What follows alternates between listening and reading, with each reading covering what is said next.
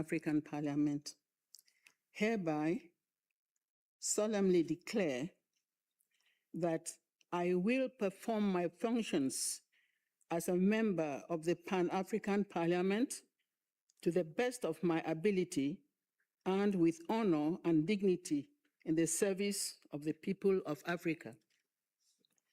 I will be faithful and bear true allegiance to the African Union and will preserve, protect, and defend the Constitutive Act of the African Union and the protocol to the treaty establishing the African Economic Community relating to the Pan-African Parliament as by law established.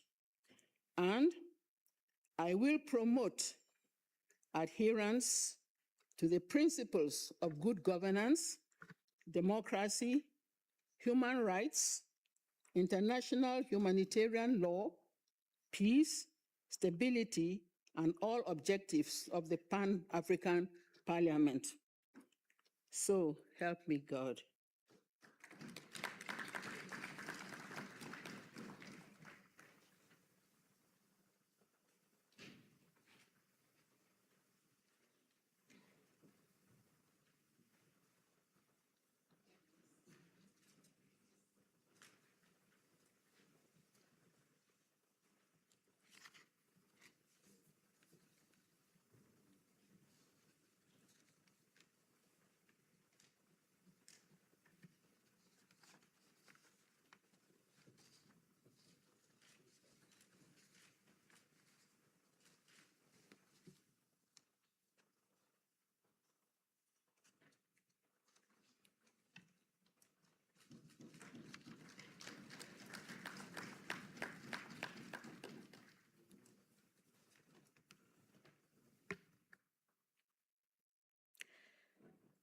From Congo, the Right Honorable Senator Pierre Ngolo, Right Honorable Isidore Mvumba, Honorable Pascal Tsati Mabiala, Honorable Esther Gayama Ahisu. Okay. Is that not in the chain? From Malawi, Honorable Besta Awali.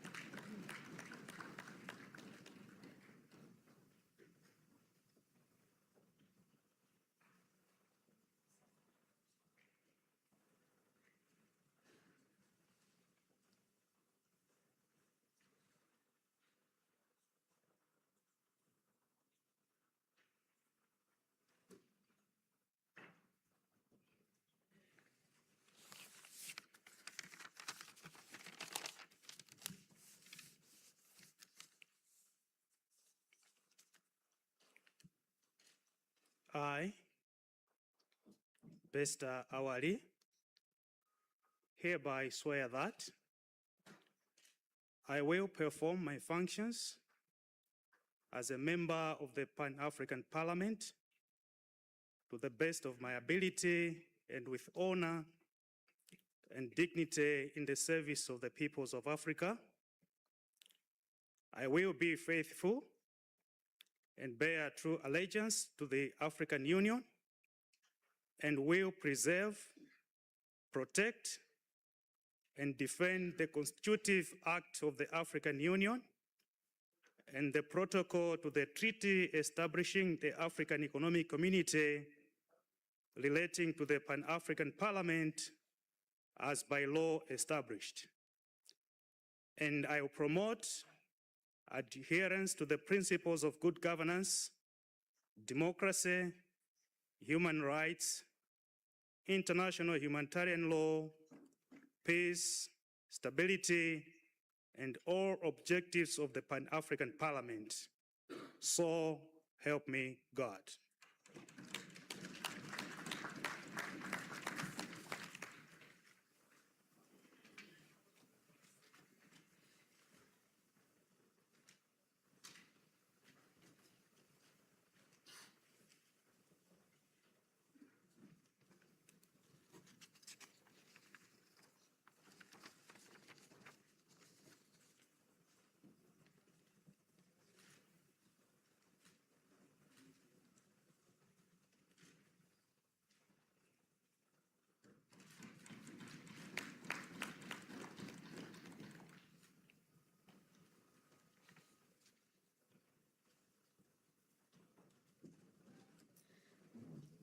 From Uganda, Honorable Katambuka Arinaitwe and Honorable Sarah Najuma. Honorable Patience Nkunda Kinshaba. Honorable Anthony Akol and Honorable David Lukwamuzi.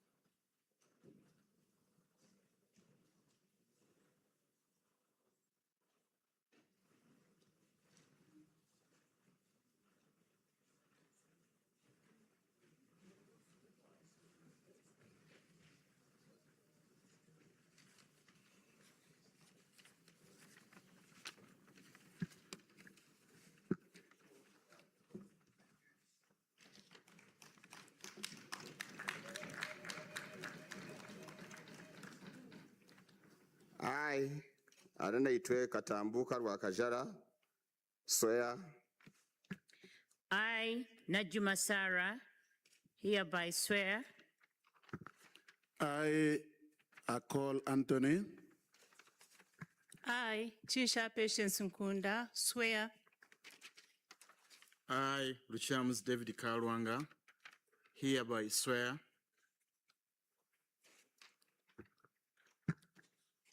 I will perform my functions as a member of Pan-African Parliament to the best of my ability, with honor and and dignity in the service of the people of Africa. I will be faithful.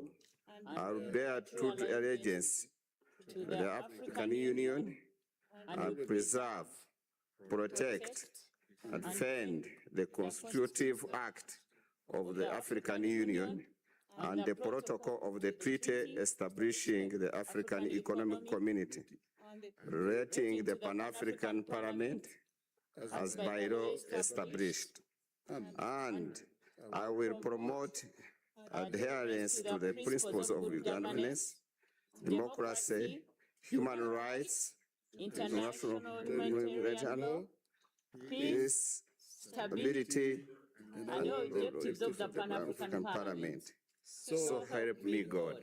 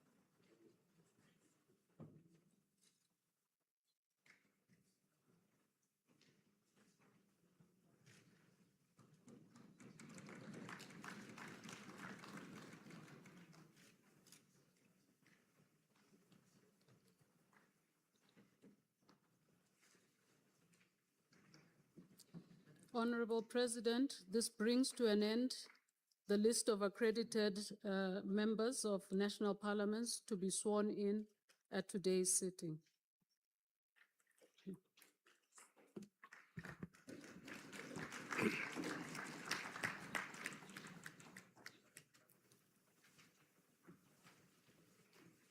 معالي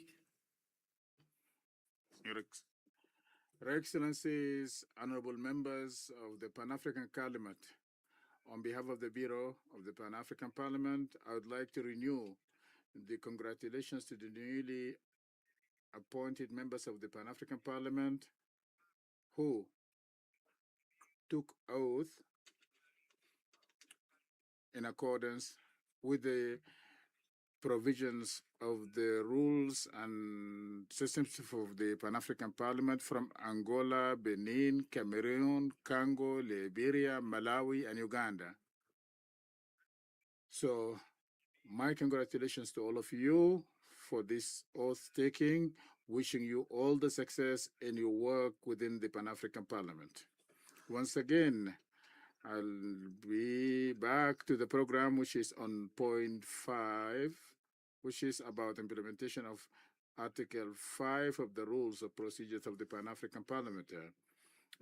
Once again, I call upon the clerk of the Pan-African Parliament to do the procedures for the quorum, verify the quorum of the members for the sitting of this session. Madam Clerk, you have to take the measures to confirm that we have the quorum in accordance with the procedures of the Pan-African Parliament Rules and Regulations, Rule 55. Please take the measures required.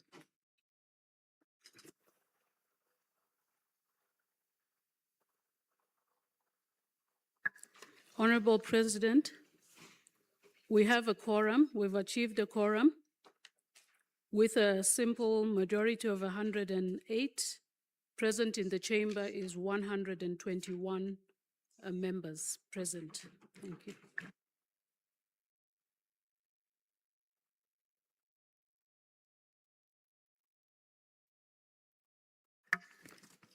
شكرا. Thank you, Honorable Clerk of the Pan-African Parliament. Accordingly, this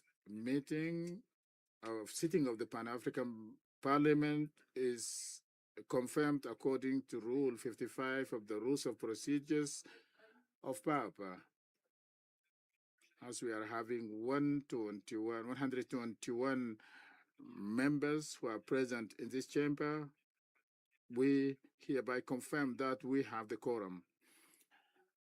Moving to the next point, which is about our guests of honors who are here to convey messages of solidarity.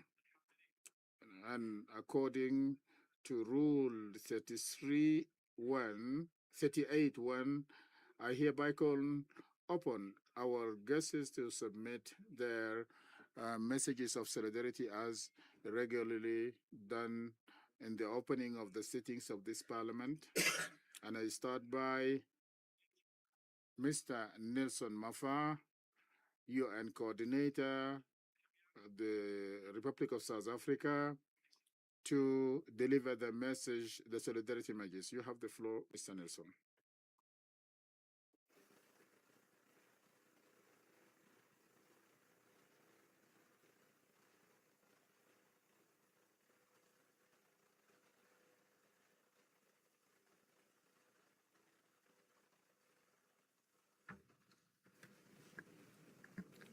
Good morning, and allow me, Honorable President of the Pan-African Parliament, to warmly congratulate you upon your appointment and to also acknowledge the Honorable Speaker of the National Assembly of South Africa, Honorable Thokozile Didiza, as well as all the other special guests, including the Ambassador of the State of Palestine, as well as the chairperson of the SADC Parliamentary Forum, and the chair of the African Commission on Human and People's Rights. Allow me also to acknowledge the vice presidents, the bureau, and members of the Pan-African Parliament, as well as the dean of the group of African heads of mission and other heads of missions present. Good morning, all.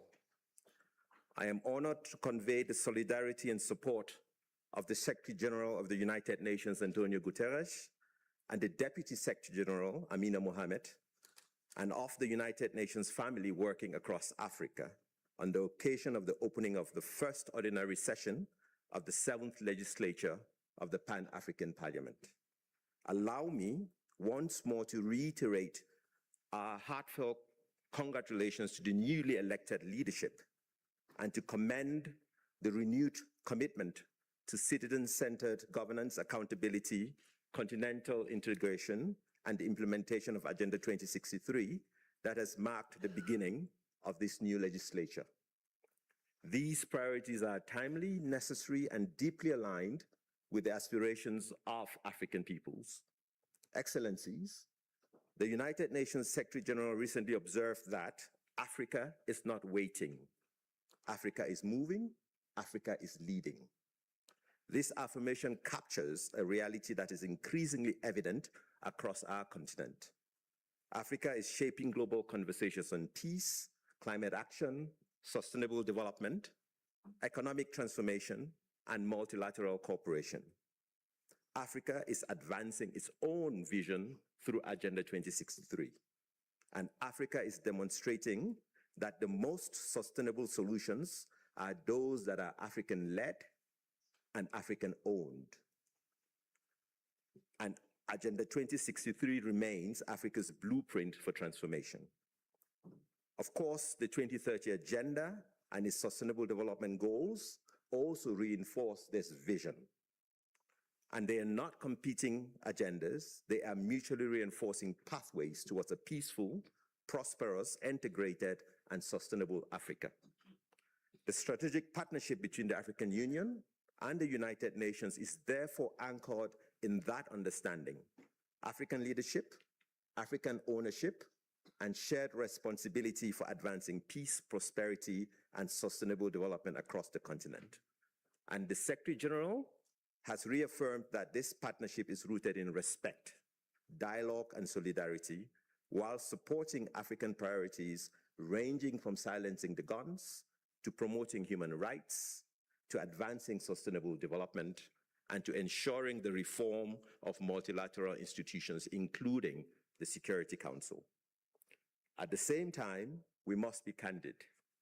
Many of our development ambitions remain sadly off track, and even as the needs and expectations of people continue to grow.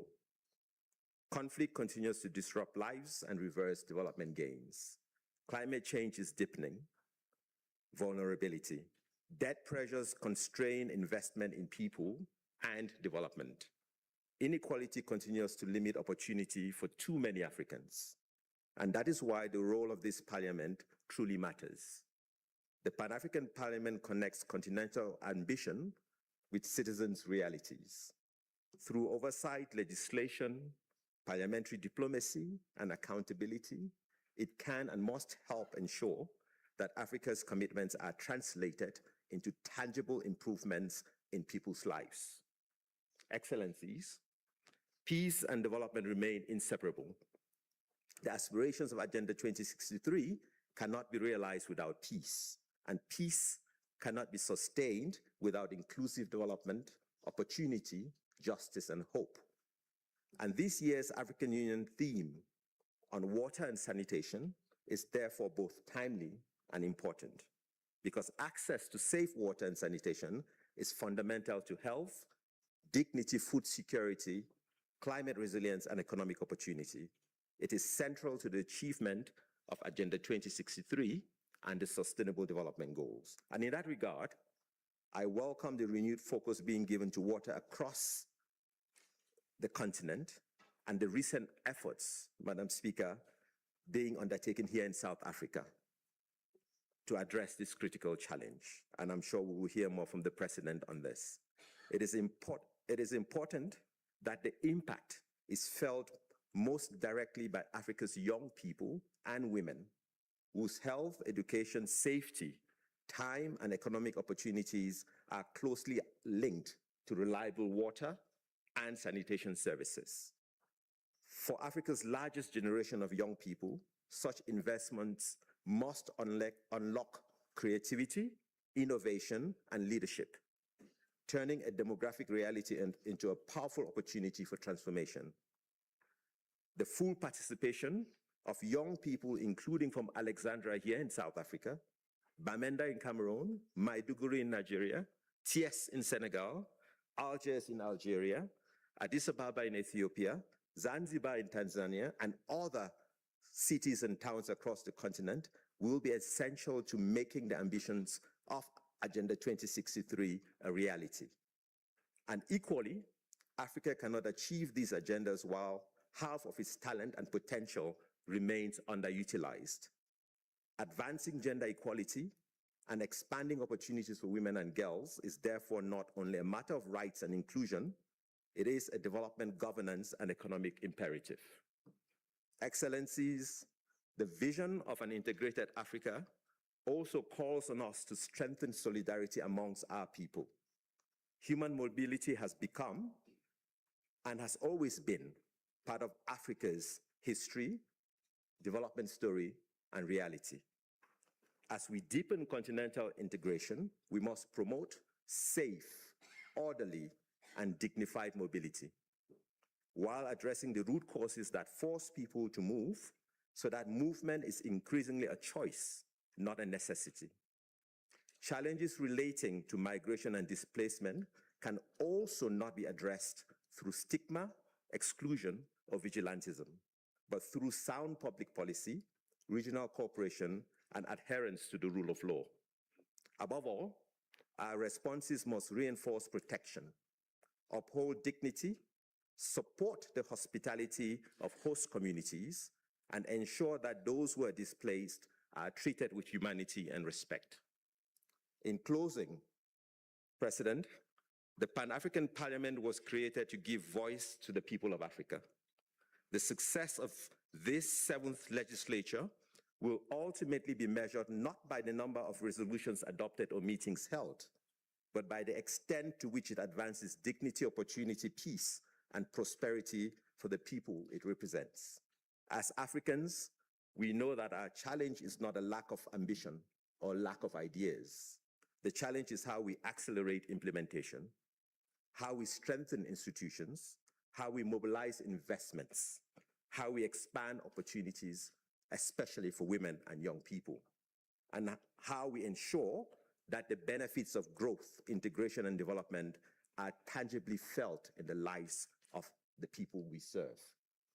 As parliamentarians, including the new ones who just got sworn in return to their countries and constituencies, the opportunity is to bring continental aspirations closer to citizens' realities through effective oversight, meaningful participation, responsive institutions, and policies that expand opportunity, strengthen social cohesion, and improve people's lives.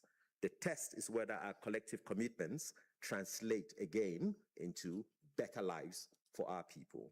And the United Nations leadership and the United Nations family writ large remain proud partners in this endeavor. The future of Africa will not be decided elsewhere. It will be shaped here by Africans, through African institutions, and in pursuit of African priorities. I thank you. Thank you. Thank you very much. I now call upon His Excellency Ambassador Hanan Jarrar, Ambassador of Palestine to the Republic of South Africa. And I also call upon for the intervention to be in 5 minutes for each speaker. And this is due to that we have another session that is linked to a great guest of honor, His Excellency President Cyril Ramaphosa, who will be here with us after a while. And that's why we need to control the time of the interventions. Ambassador, Her Excellency Ambassador Thank you very much. His Excellency Dr. Fateh Boutbek, President of the Pan-African Parliament, Right Honorable Tikizili Didiza, Speaker of the National Assembly of the Pan-African Parliament, Right Honorable Vice Presidents of the Pan-African Parliament, Honorable Members of Parliament, Excellencies, my colleagues, ambassadors accredited to the Republic of South Africa, ladies and gentlemen, distinguished guests, peace, mercy, and blessings of God be upon you all.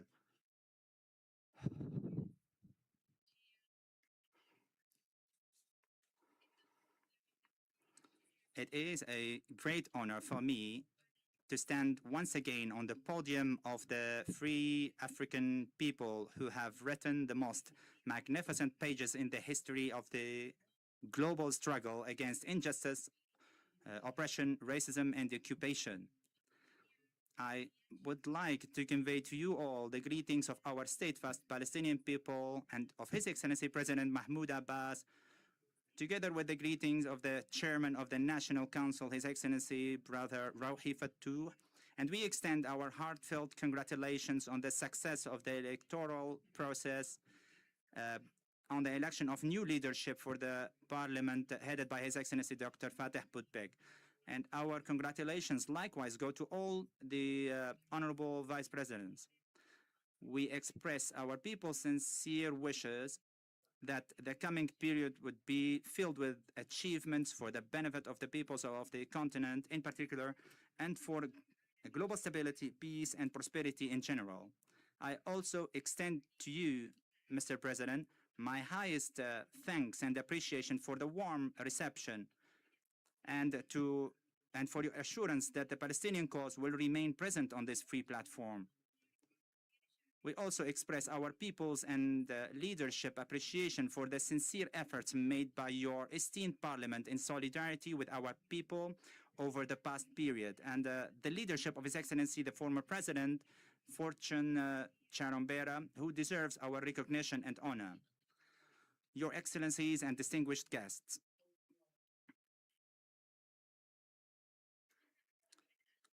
more than 1,030 days have passed since the beginning of the genocide against our people, and nearly 300 days since the ceasefire agreement. Yet, Israel continues, that occupation power continues its war against our people. Bombing, killing, and destruction continue daily. In addition to that, in addition to the ongoing policy of starvation and the denial of adequate access to medicine, food, and basic necessities, the majority of the population, numbering 2 million people, still live in tents that have not been spared from the bombardment. Israel has bombed, or the number of victims of the Israeli aggression against Gaza became to the number of 73,400 martyrs, including 18,600 children and 12,400 women, in a systematic targeting of children and women. The injured people is 173,000 more, most of them without adequate treatment or evacuation to be treated outside of Gaza. The martyrs since the beginning of the ceasefire that was declared in October last year, 1,200 martyrs in addition to 4,000 injured. The situation in Jerusalem and the West Bank remains extremely dangerous because of the systematic Israeli escalation. The army and settler gangs work around the clock to demolish homes in villages and cities, and field executions continues on a daily basis, and land and property are being confiscated. Farms of our people are also, which is the basic source of our food to Palestine, and they also steal everything, even the livestock. And the geographic continuity of Palestine is being severed. In addition, the sanctity of the holy sites is being violated. Israel also continues to withhold Palestinian tax revenues.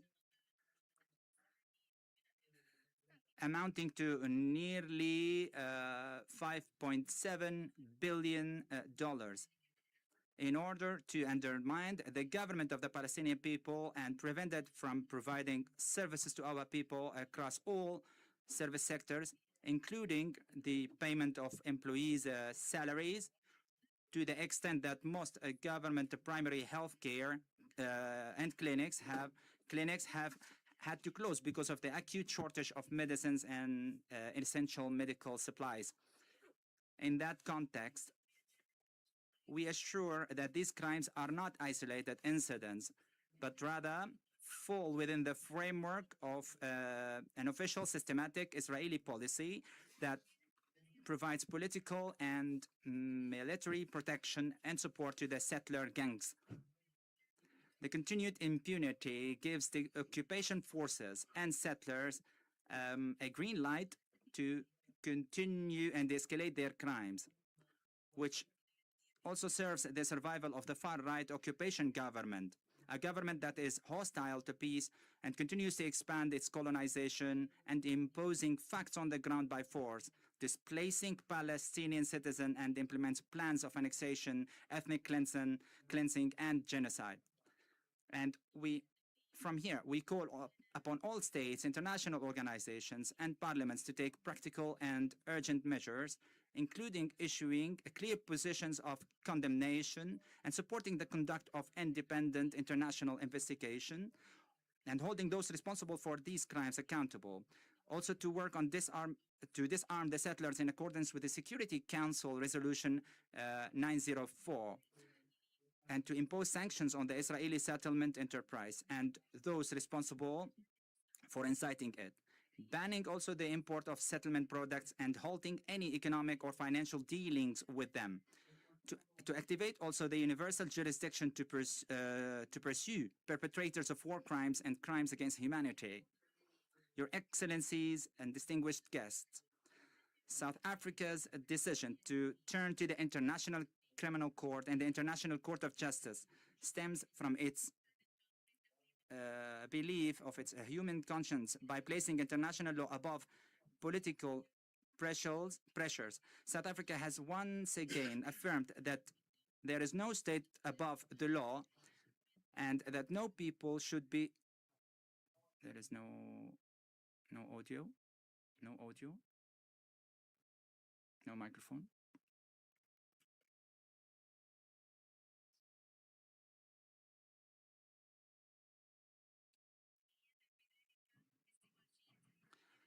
Ending the double standards of the international standards, as the war of genocide has become the moral mirror that determines the conduct of states, groups, and individuals.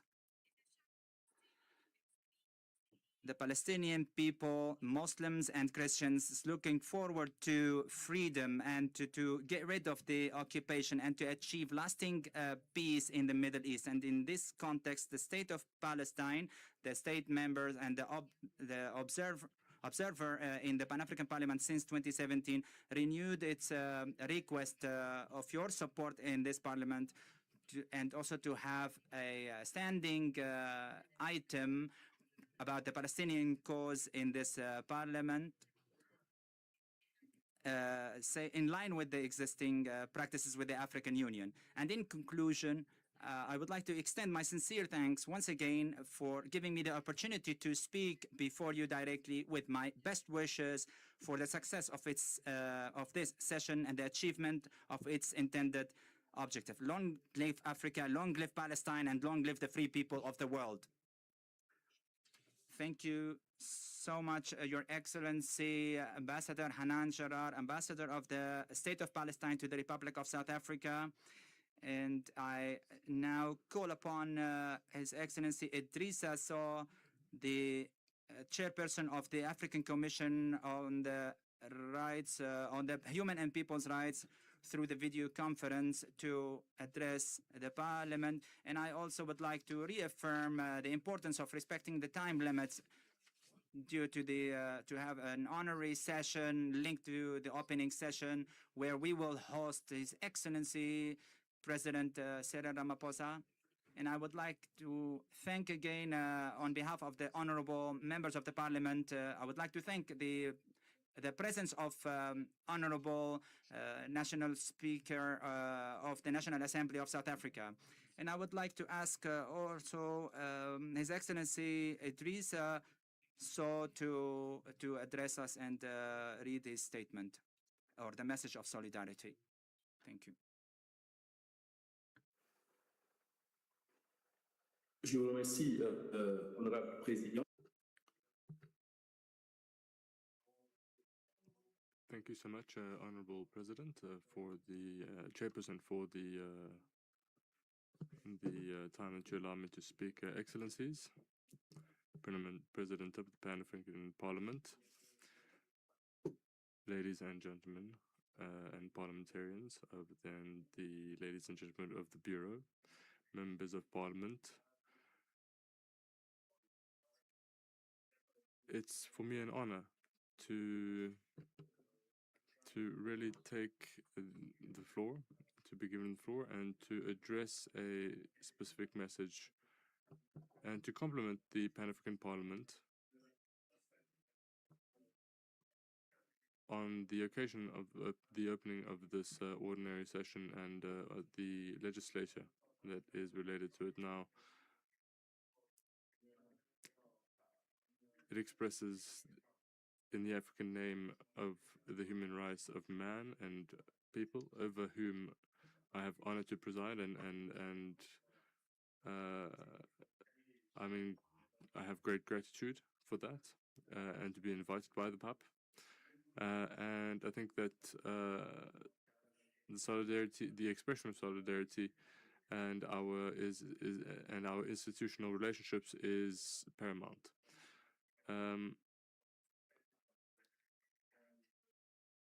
As well as the shared desire to work together for the unification of Africa. Why are debates and these fundamental freedoms fully respected and guaranteed? That is absolutely important. I would particularly like to express, but without with congratulations, the new members of Parliament, in particular, Honorable Dr. Bakar Butik, and the leadership of the institutions and the success they've had. And it's a pleasure sending you these congratulations now. The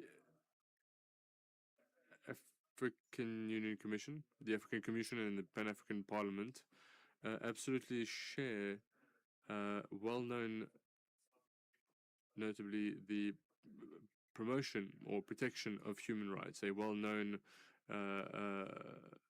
want to protect the human right, to protect human rights in general, and the consolidation of democracy, non-governments, and the rule of law on the continent. The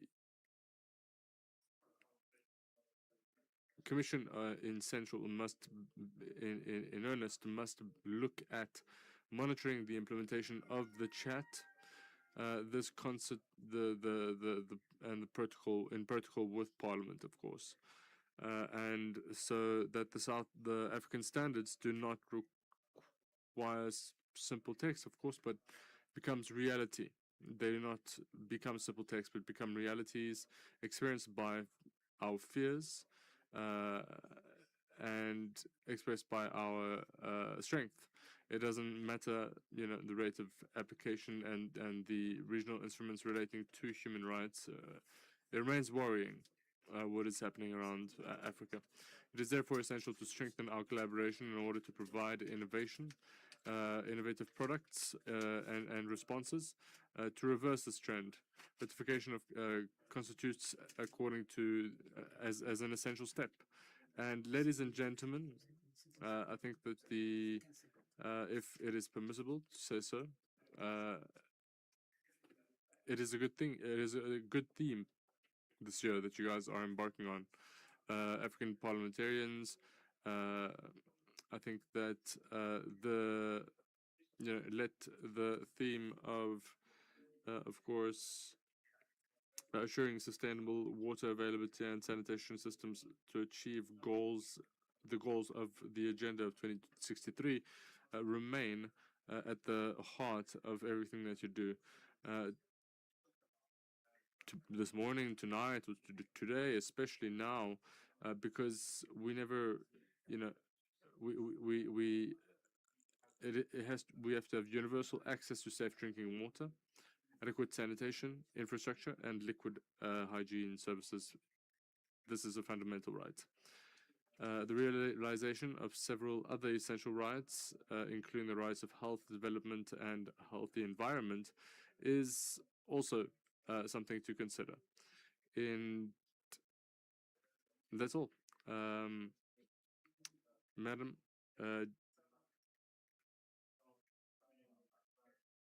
deputies, parliamentarians, ladies and gentlemen, I would like to formulate or express that your deliberations be constructive and full of realizations and of realization of the cultural standard entrusted to your institution and your theme. السيد. Thank you. We now call on His Excellency Randriana Soloniako Sitinini Henry, the Speaker of the Parliamentary Forum of the Southern African Development Community, to address us in 5 minutes so we can conclude this item and we move to the next item. His Excellency Mr. Sitinini, you have the floor.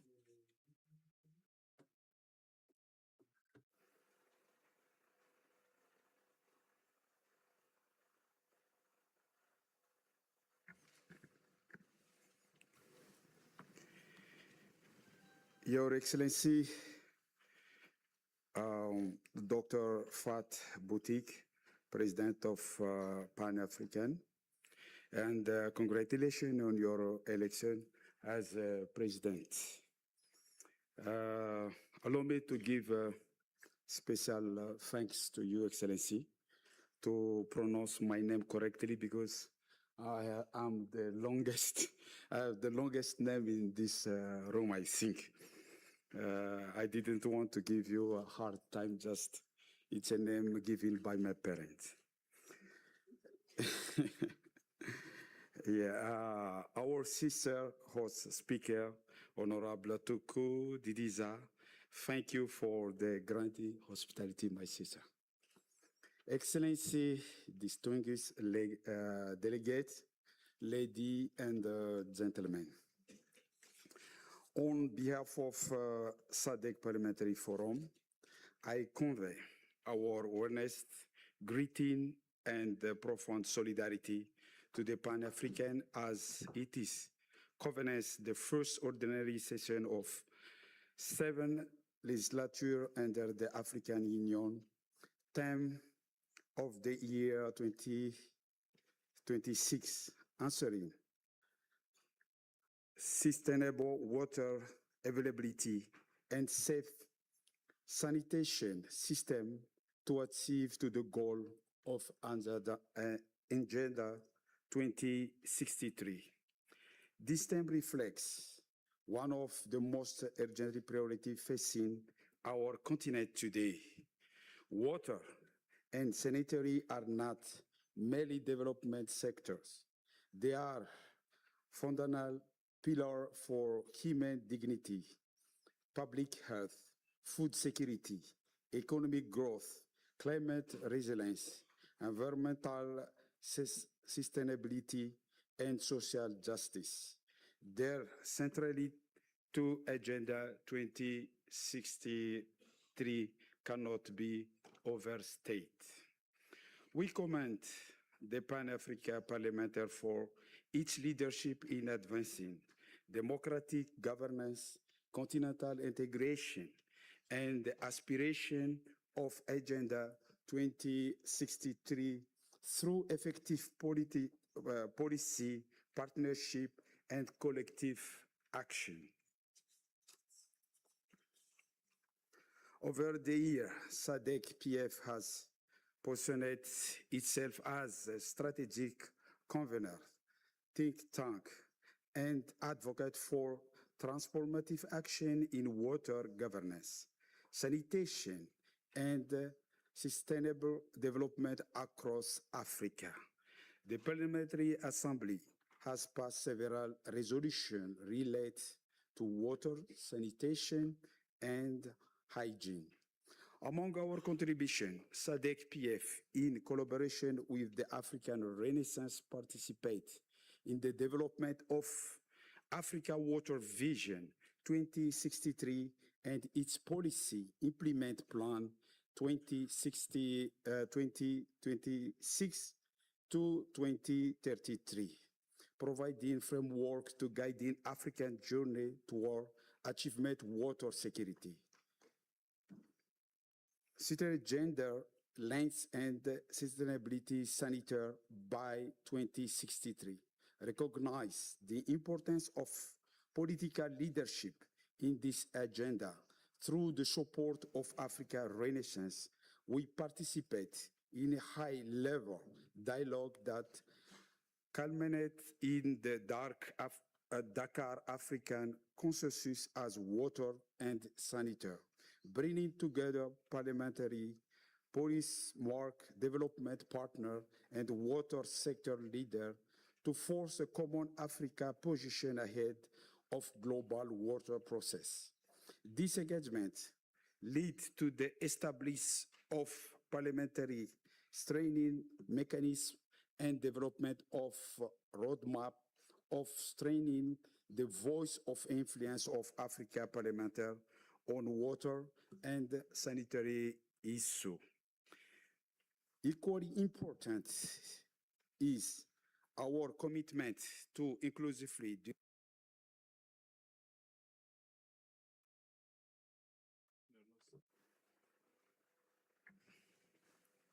5 minutes is really quickly.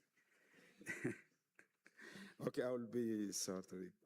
Okay, equally important our commitment to inclusive. During this third Plan Africa Conference on Water, PAN Conference 3 held in Lukasa, Zambia, SADC-PF member were part of the orientation this introduced gender equality, youth, and social inclusive mastering toolkit, followed by the development of capacity strengthening handbook.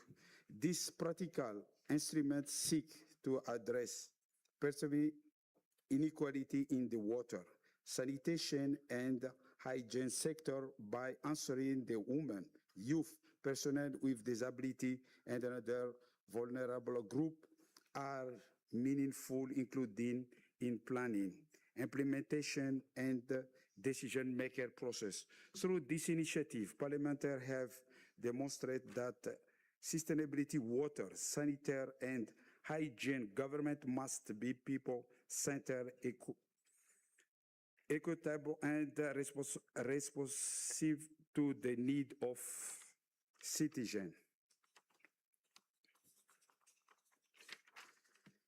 This SADC-PF therefore recognized that achievement, sustainable water availability, and safe sanitation system require more than infrastructure investment alone. It requires visionary leader, effective legislation, robust institution, inclusive governance, scientific innovation, and strengthened accountability mechanism. It also requires parliamentary leader capable of translating continent commitment into national action that promote progress.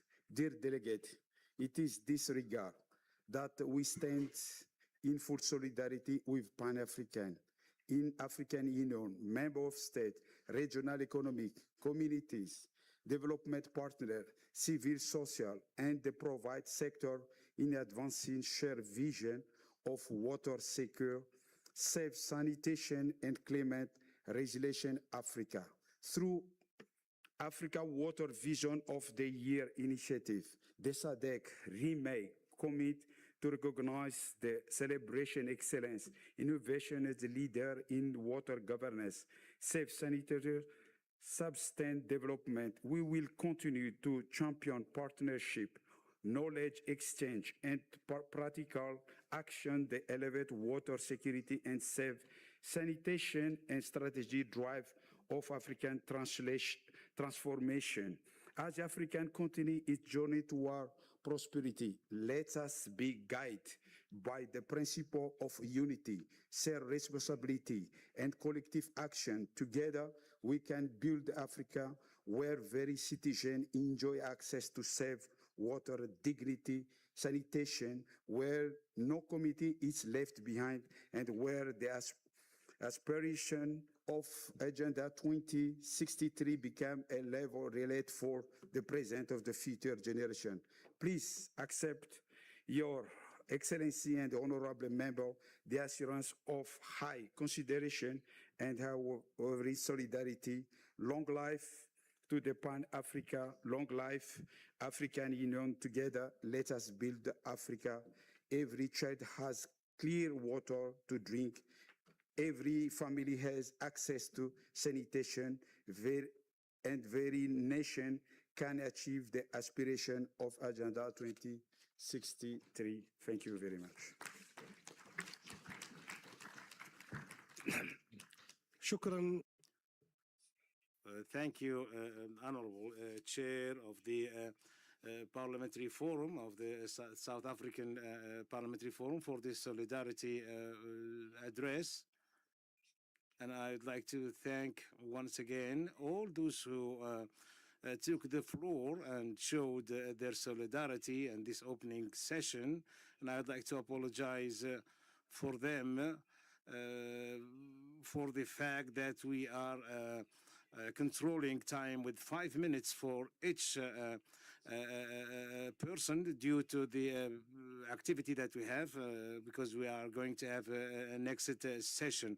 So for the honorable members, we will adjourn the sitting or the session for 5 minutes to allow the Bureau to receive the guest of honor. I would like to reiterate that we want His Excellency, the President Cyril Ramaphosa, will receive the adequate welcome that's adequate to his status. He will be among us and he will deliver a speech in order to recognize the efforts and the work of this parliament. I would like to insist that we have to give him the adequate welcome. I will adjourn the session now for 5 minutes in order to allow my colleagues, the members of the Bureau, in order to be able to receive His Excellency, and we will be back to the room, to the chamber. Thank you very much.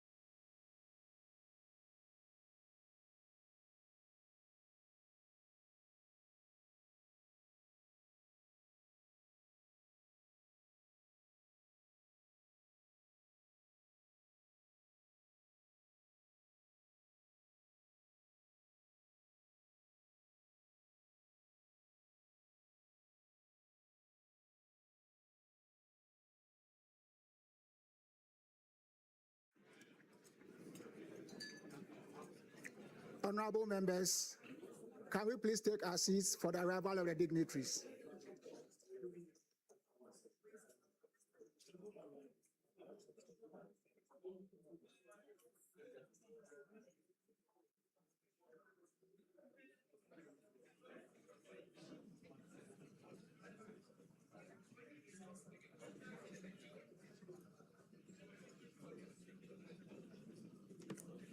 Honorable members, can we please take our seats for the arrival of the dignitaries?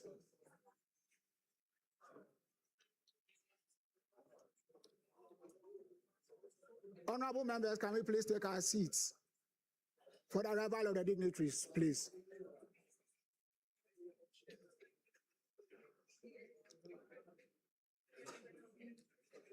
Honorable members, can we please take our seats for the arrival of the dignitaries? Thank you.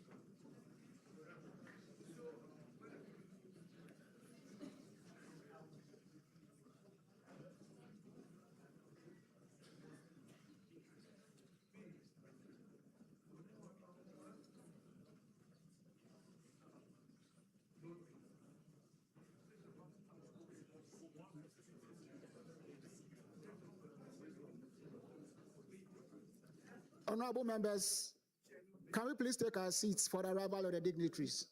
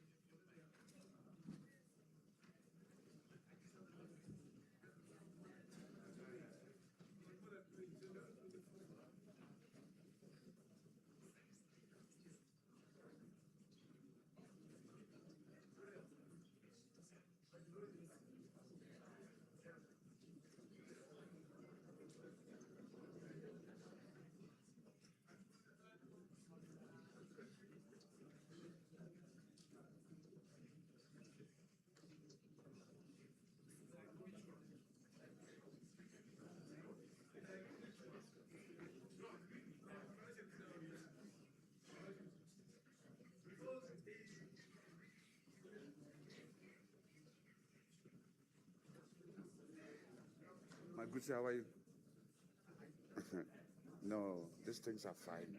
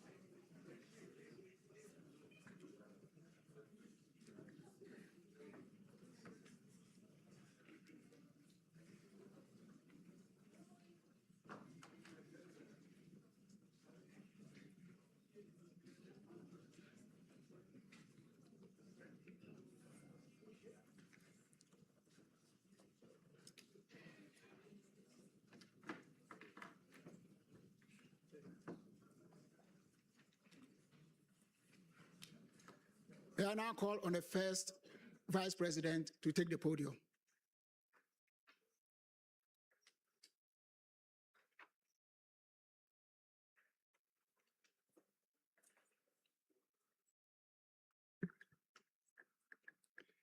Excellencies, invited guests, Your Excellency,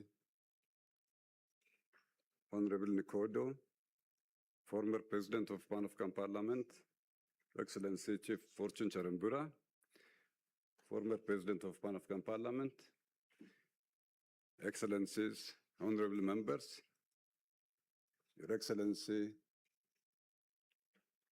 Ambassador of Pan-African Parliament, Bridget, Excellencies, all ambassadors accredited in South Africa, Your Excellency, our Minister here, may I respectfully request you to rise and receive our guest of honor, His Excellency Cyril Ramaphosa, President of the Republic of South Africa.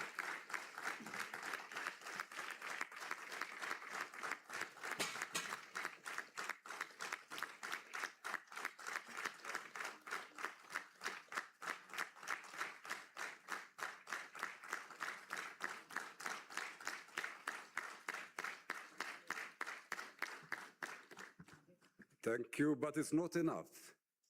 Once again, because, okay. Excellencies, for the first time, almost after 8 years, the sitting head of the state of South Africa is with us. His Excellency Cyril Ramaphosa. Thank you so much.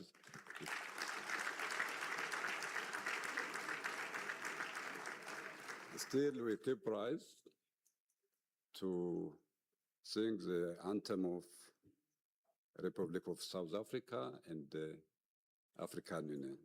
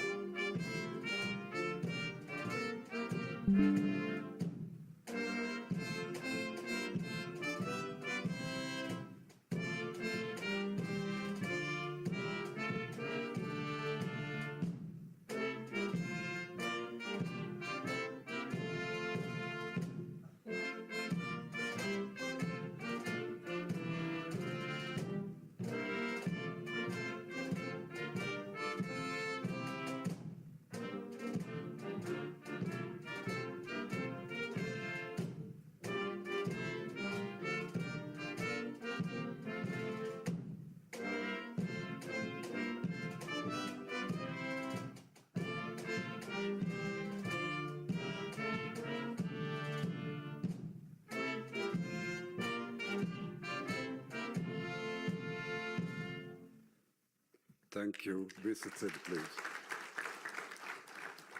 Take your seat, please.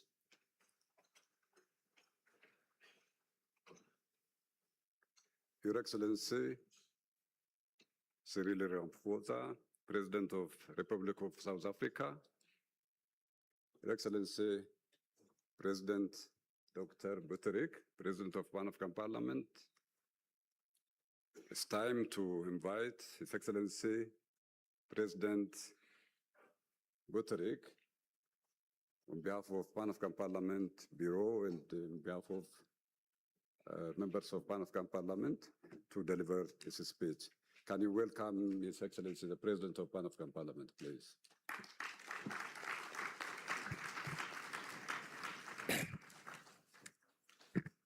Shukran. Thank you. Thank you very much, Your Honorable First Vice President of the Bureau of the Pan-African Parliament. Once again, I'd like to thank my colleagues, members of the Pan-African Parliament, and I would like them to give the adequate welcome for His Excellency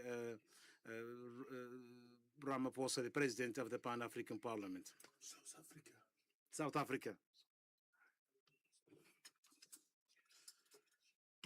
I would like to convey a salute of honor while standing in front of you to honor the presence of one of the personalities, His Excellency Cyril Ramaphosa, the President of South Africa. I would like to say that, honorable ladies and gentlemen, members of the Pan-African Parliament, distinguished attendees, with all the protocols respected, allow me, before I have the honor of inviting His Excellency to deliver his address, allow me to express on behalf of the Pan-African Parliament and on behalf of the representatives of the people of our continent, our deep gratitude for his gracious presence, and to extend to you all the most sincere and heartfelt welcome in this house of the African people. Your presence among us, Honorable President, today lends the opening of this historic session profound political and symbolic significance, and affirms the standing that the Pan-African Parliament occupies within the institutional architecture of the African Union. It also reflects the commitment of the Republic of South Africa, its leadership, government, and people to supporting the institutions of joint African action and strengthening the role of realizing the aspirations of the people of our continent. Your Excellency, Mr. President, we meet today on land whose name is linked to one of the greatest symbols of freedom and human dignity in the history of humanity, the late leader Nelson Mandela.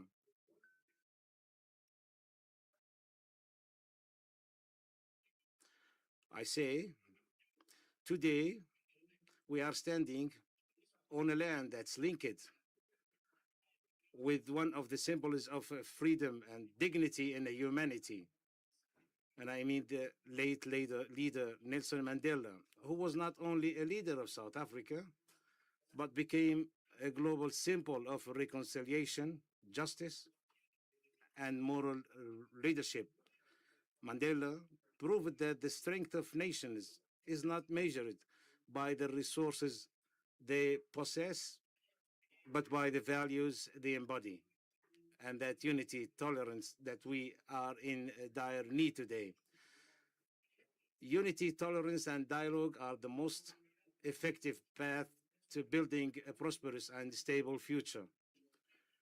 Carrying this great legacy, the Republic of South Africa continues to play a pivotal role in defending the causes of the continent, strengthening its presence in various international forums, and contributing to consolidating the principles of freedom, justice, peace, and cooperation among nations.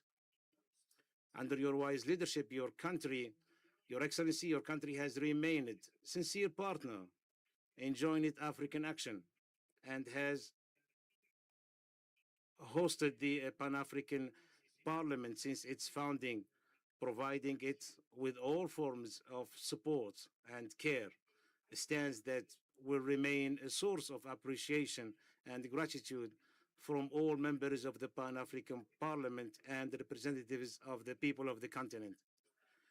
At the outset of this new legislative term, we look forward to a renewed phase of close cooperation with your leadership, one that strengthens the standing of the Pan-African Parliament and enables it to fully carry out its legislative oversight and advisory functions, so that it may be a genuine voice for the people of Africa and an effective partner in implementing the African Union's Agenda 2063.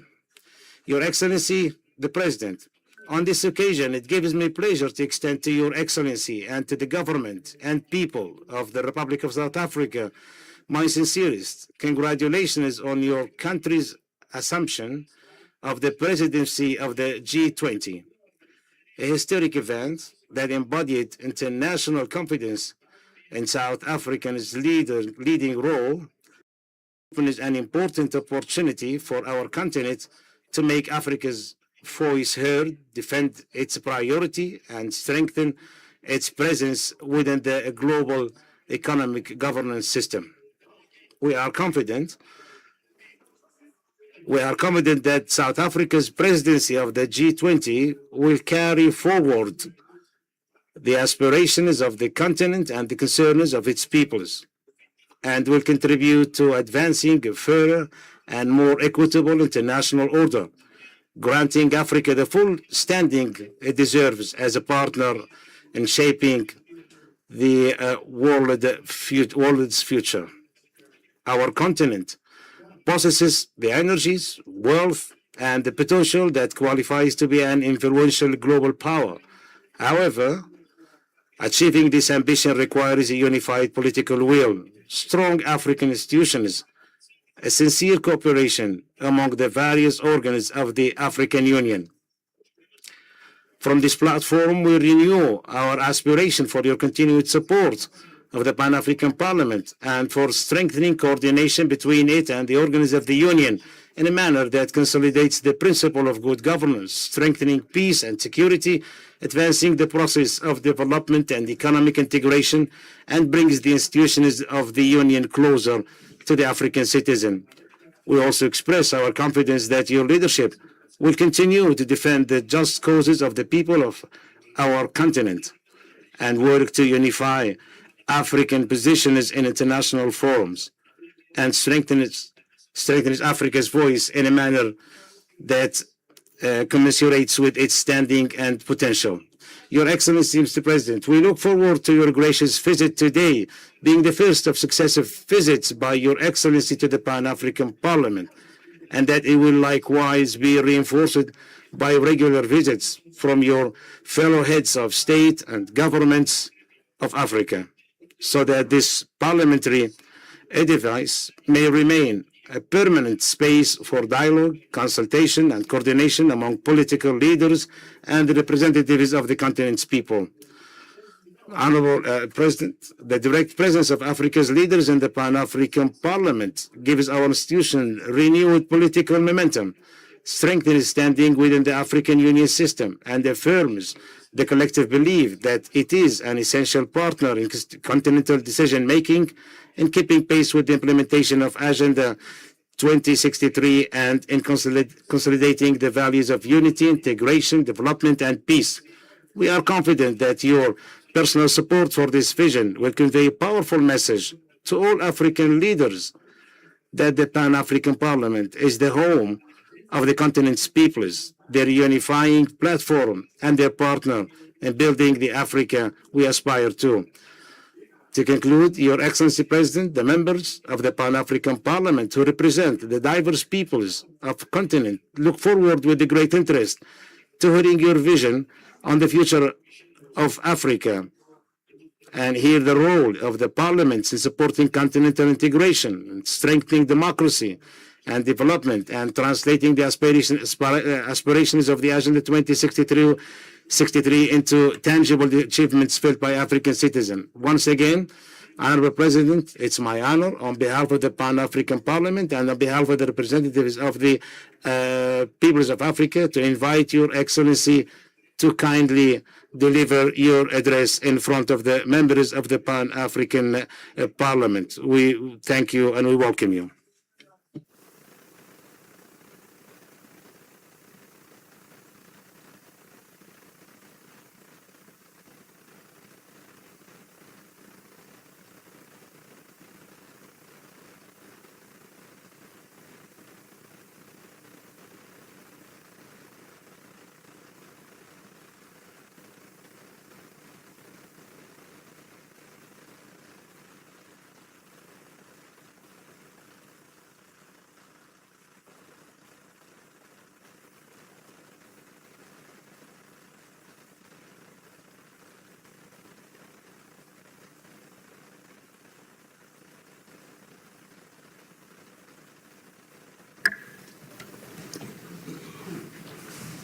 Your Excellency, Dr. Fatah Bawbik, President of the Pan-African Parliament, Honorable Vice Presidents of the Pan-African Parliament, the Speaker of the National Assembly of the Republic of South Africa, Honorable Toko Didiza, honorable members of the Pan-African Parliament, heads of the African Union organs and agencies, members of the diplomatic corps, representatives of the Nelson Mandela Foundation who are here present, guests, and ladies and gentlemen.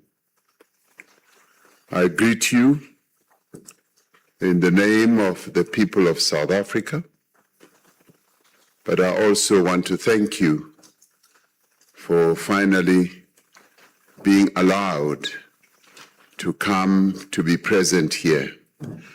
I've longed for this opportunity for years, but I've never been allowed to come. So thank you very much.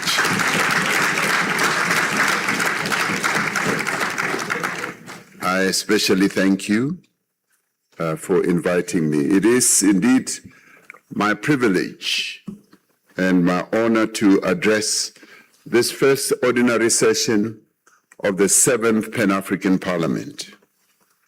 The Pan-African Parliament carries the hopes as well as the aspirations of more than 1.5 billion Africans, and it carries the aspirations for peace, progress, and prosperity across our beloved continent. It is an enduring symbol, this parliament that is an enduring symbol of unity in diversity, a unity anchored in the conviction that Africa's future must be shaped not only by its governments, but by its peoples, whom you all represent. We gather at a moment when events beyond our shores are having a profound and damaging impact on the lives of the people of our continent. The wars that are raging across the world are causing great instability and uncertainty. Our continent is also not spared the effects of conflict and instability, greater global economic turbulence is caused by all these conflicts and the increasing geopolitical tension that is occurring across the world. Nor is our continent spared the devastating impact of accelerating climate change. In recent days, we have seen destructive fires raging across our sister countries of Africa, in Algeria, in Morocco, and Tunisia, resulting in the loss of many lives. We convey to these governments and the peoples of those affected countries our deepest sympathies for the loss of life, livelihoods, and properties. I think it will be proper for us to observe a moment of silence for those lives that are being lost at this point in time. Please, let us observe a moment of silence.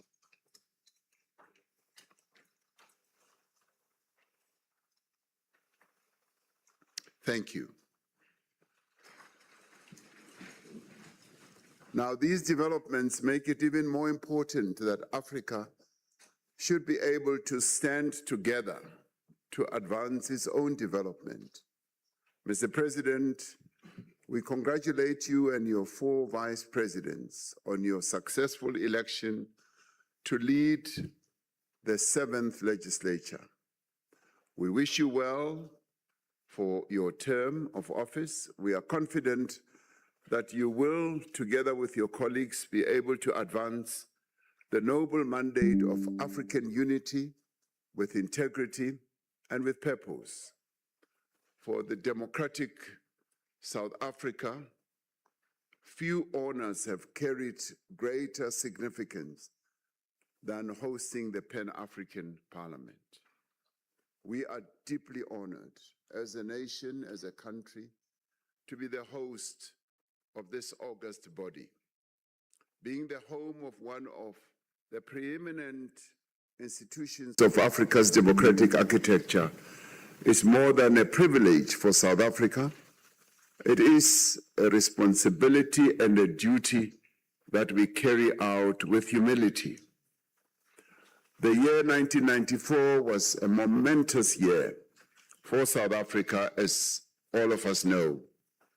Not just because we won our liberation from the bondage of apartheid oppression and exploitation.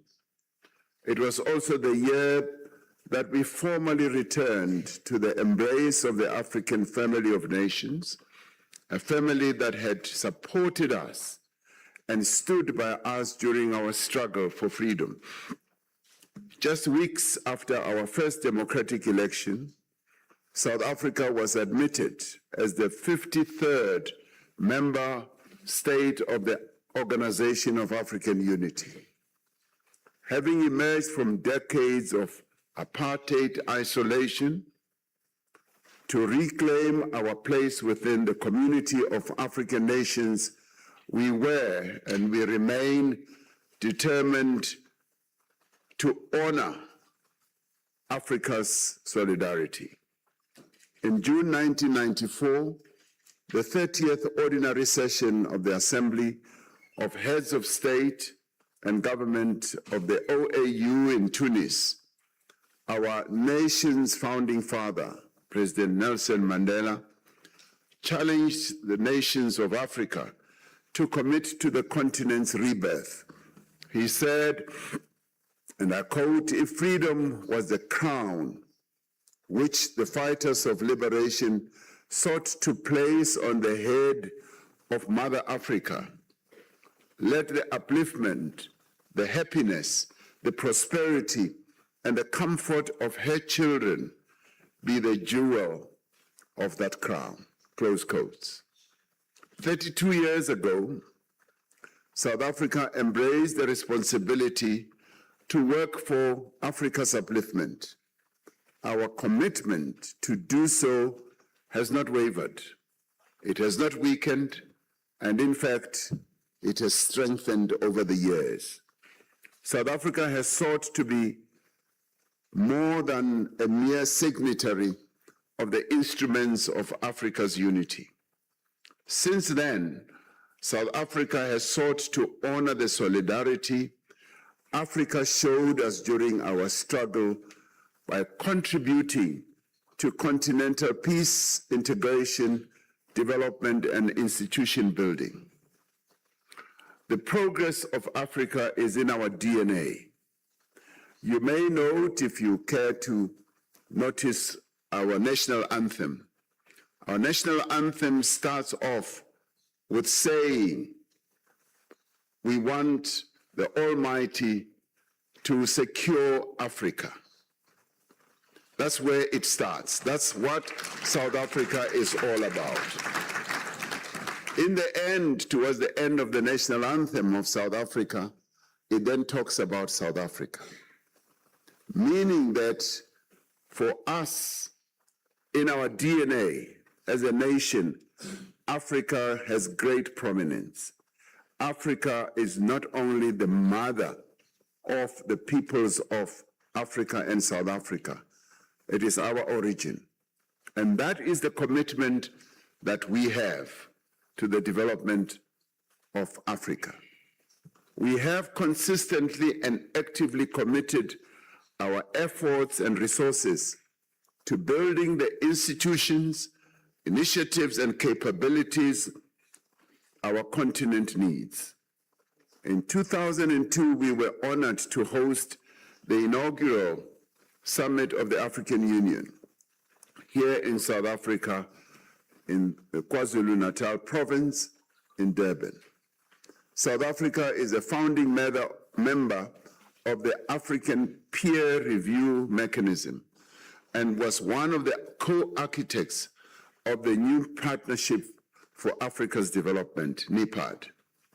Through our African Renaissance and International Cooperation Fund, South Africa continues to finance democracy support, mediation, humanitarian assistance, reconstruction, and capacity building across our beloved African continent. It is during times of need, at moments of crisis, that African unity is at its most potent and powerful. 6 years ago, our continent was confronted with the worst global health crisis in more than a century. Through the collective efforts of member states, the African Union institutions, and the Africa Center for Disease Control and Prevention, we coordinated a continental response to the COVID-19 pandemic. We were, as South Africa then, we had been given the responsibility to be chair of the African Union. We worked with others to establish the first Africa medicine supplies platform to procure critical supplies and medical equipment. This was an innovative development where we worked together with all other countries on our continent to procure all these supplies at a much lower rate. We established the African Vaccine Acquisition Task Team to procure millions of vaccines for the continent. As a continental collective, the lessons learned from the COVID-19 pandemic have strengthened our resolve to better coordinate future pandemic prevention, preparedness, and response. And today, South Africa has been asked to be the champion of the preparedness and response for future pandemics that could come. Africa demonstrated the value of continental solidarity during the COVID-19 pandemic. We were able to demonstrate that when we work together to confront a crisis, we are able to express unity, to demonstrate our unity and our strength. Through the African Union, virtually an entire continent was brought under a joint continental strategy, coordinated by Africa's own public health agency, the Africa CDC. Our continental response extended beyond the geographic boundaries of our continent, recognizing the African diaspora as the sixth region of Africa. We opened the Africa Medical Supplies Platform and the African Vaccine Acquisition Trust to the countries of the Caribbean community, who we regard as the sons and daughters of Africa. This enabled Caribbean countries to benefit from Africa's pooled procurement of critical medical supplies and vaccines. At a time when vaccine nationalism was taking hold and poorer countries were being pushed to the side and to the back of the queue, Africa did not only call for international solidarity, it showed unity and it moved forward with great determination. Africa practiced solidarity. We extended the institutions and the mechanisms we had built to our brothers and sisters in the Caribbean. This demonstrates that African integration can produce practical benefits not only for our continent, but also for the wider global African family. This resolve is evident in the response to the Ebola outbreak in the Democratic Republic of the Congo and in Uganda, ably led by the Africa CDC. We commend the affected countries for the decisive action they have taken to contain the Ebola outbreaks and further congratulate this Parliament for dedicating time during this parliamentary session to deliberate on the continental response to this public health emergency. I personally visited the DRC and saw the extent to which the DRC has developed some of the world-class capabilities in dealing with Ebola. They have set up a laboratory of enormous capability and been able to track the development of Ebola and are now in the process even of developing a vaccine. So the DRC is to be really congratulated for showcasing what Africa is capable of, and they need to be applauded for that. South Africa has had the privilege of contributing to peacekeeping and post-conflict reconstruction on our continent through election observers, troop contributions, capacity building, and mediation. When the African Union was born right here on South African soil, the people of South Africa stood firmly behind the powerful vision of an African Renaissance. Today, South Africa stands behind the collective effort to translate the vision of continental unity into cooperation, action, and progress. And indeed, it's not only South Africa. It is all the various countries that are represented by yourselves. Your countries stand behind this great vision of the renewal of our continent. And all our countries are really to be applauded for carrying forward this vision. This historical arc, this continuity of purpose, is testament to our enduring commitment to the African agenda. Now, by hosting this Pan-African Parliament and through our humble contribution to African unity, to integration, to peace and security, we affirm our profound conviction that South Africa's future is inseparable from the future of our beloved African continent. The Pan-African Parliament, is a pillar of Africa's democratic architecture.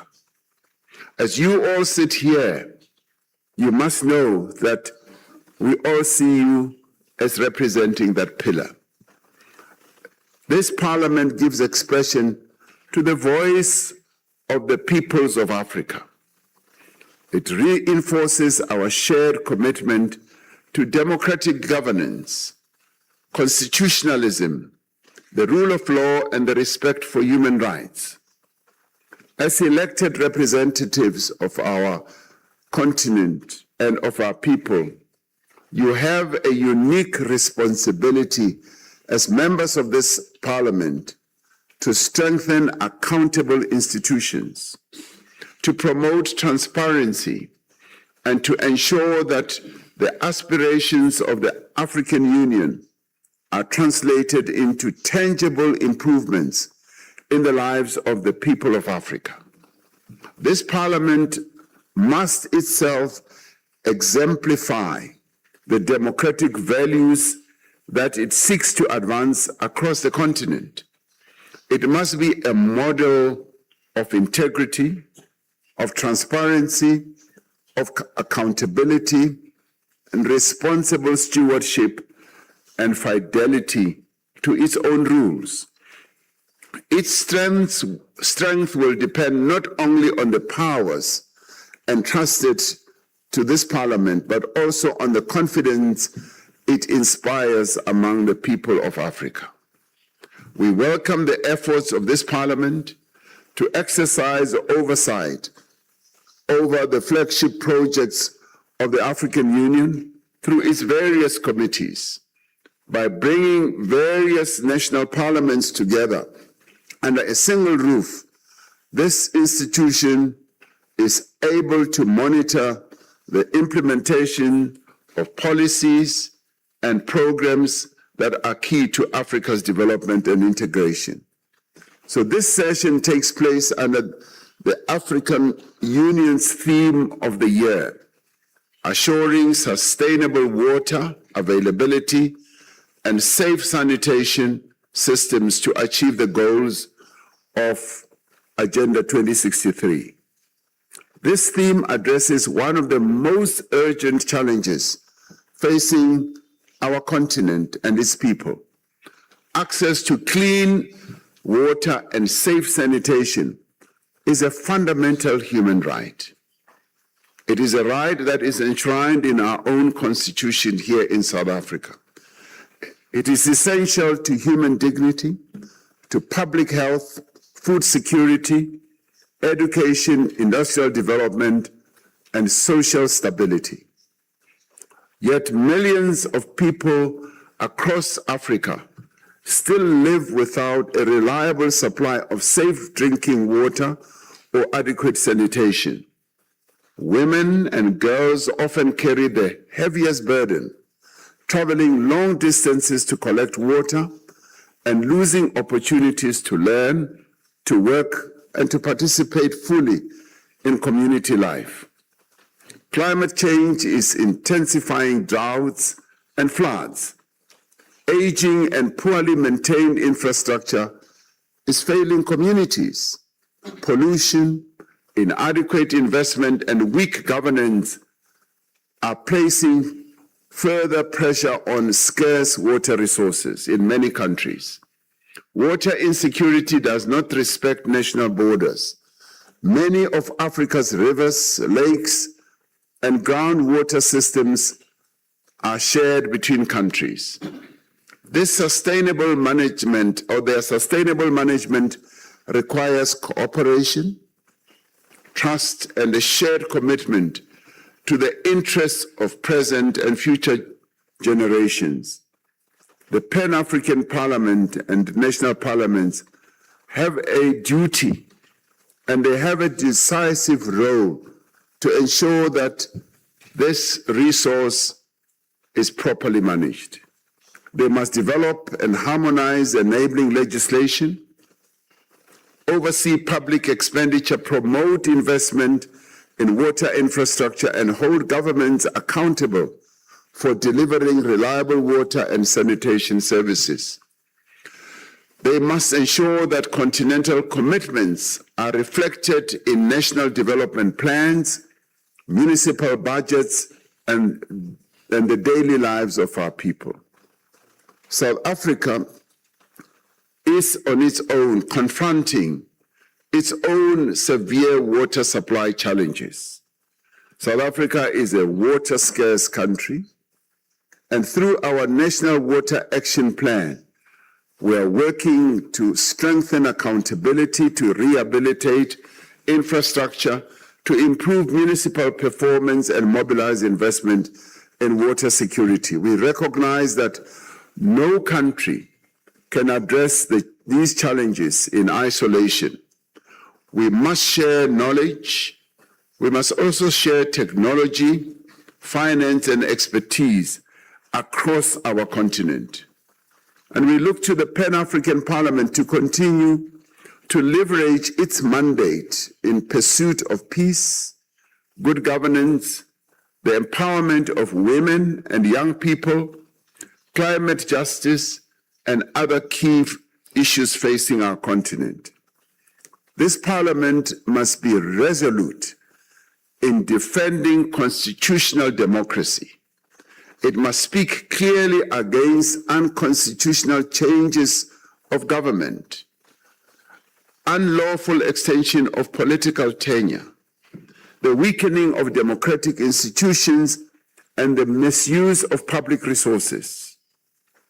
This Parliament must defend the independence of legislatures, of our courts, and institutions established to protect democracy.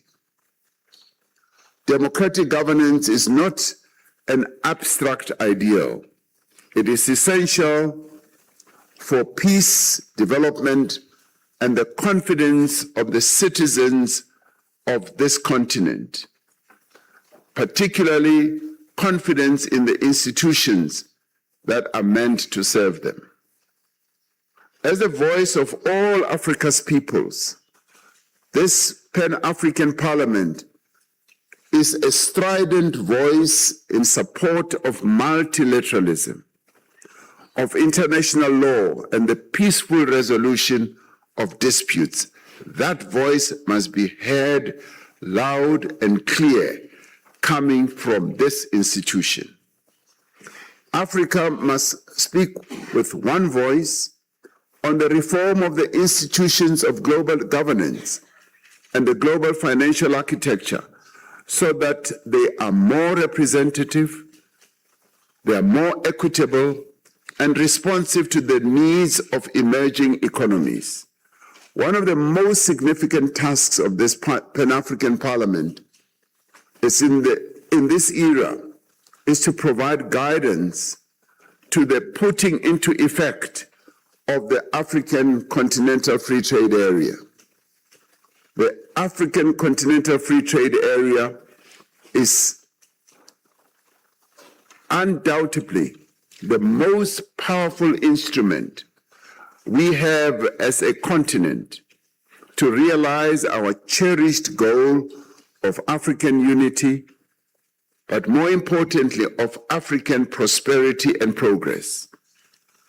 If we use this instrument properly to its greatest effect, this Continental Free Trade Area will overcome the boundaries that colonial division and exploitation impose on our people and our continent. It will open our rivers to commerce and our ports to trade. It is the foundation on which we will build new factories that will employ many of our people to produce goods that are made by African hands on this continent. It will develop new mines. It will plow new fields and build new data centers. This Continental Free Trade Area will enable our people to realize their potential and to develop the skills that will drive the global economy of the future. It will allow the men and the women, the women and the youth of this continent to place their energies and capabilities in the service of inclusive growth. But truth be told, agreements alone will not create a continental market. We must remove non-tariff barriers, modernize our customs systems, improve transport and logistics, harmonize regulations, and establish payment systems that will make it a lot easier and less costly for African businesses to trade with one another. The Pan-African Parliament must work with national and regional parliaments to domesticate the African Continental Free Trade Area. Commitments to harmonize legislation and to hold governments accountable for implementation. The goal of African integration extends beyond infrastructure, commerce, and trade. African integration imagines a continent where knowledge, where culture, where innovation and ideas flow freely across borders, across rivers, across mountain ranges, and across great plains. It envisages a continent where people are not constrained by strictures placed upon them by lines drawn on a colonial map. And if we are to realize this vision of African unity and integration, we need to collectively attend to the challenges and opportunities that face us. And some of those challenges are challenges of migration, which is a topical issue not only on the African continent, but especially in South Africa as well.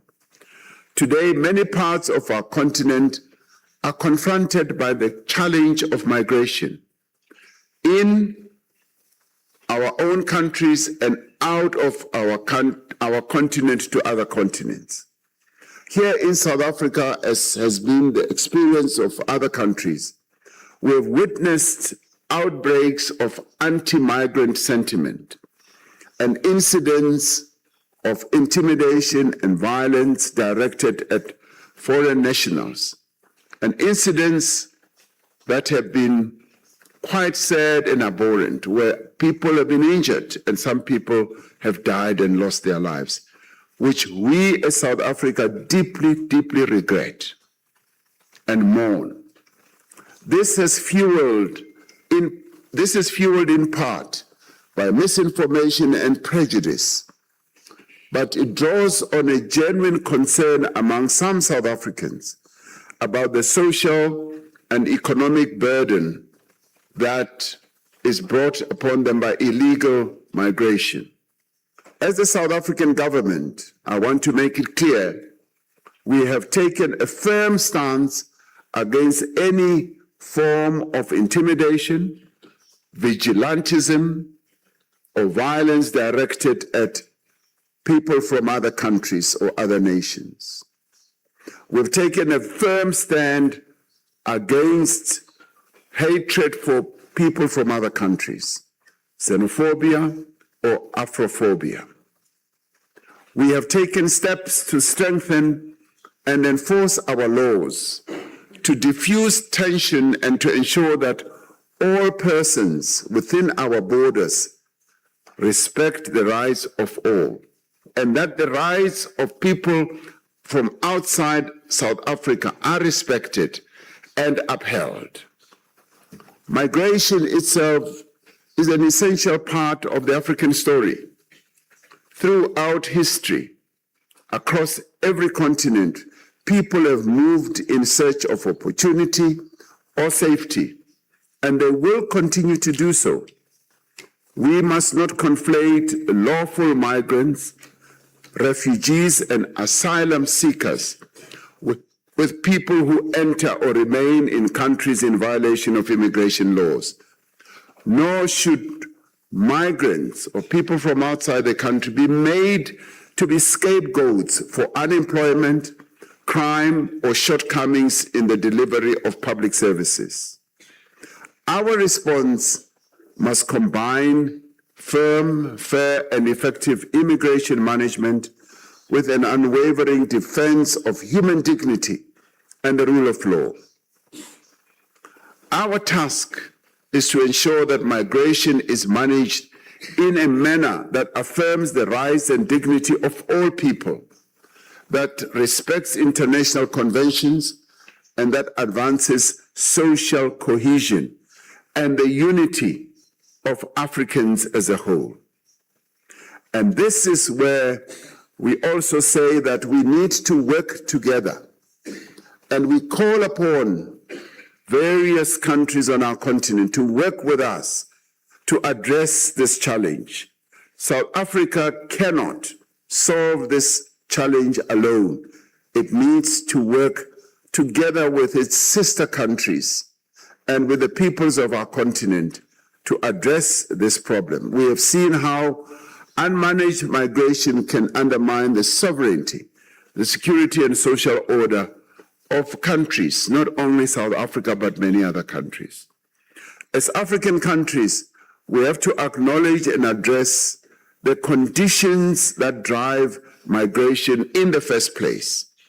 We need to work together, as I said, to address issues like conflict, instability, governance failures, poverty, and social discord. We need to create equal economic opportunities across the African continent. But we also need to silence the guns, which is a very clear and firm position that has been taken by the African Union. We need to build inclusive institutions of governance.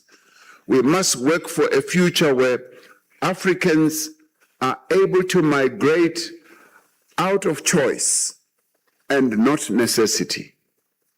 And we call on this Pan-African Parliament to take up the mantle of leadership, to be at the forefront of finding sustainable solutions to this issue.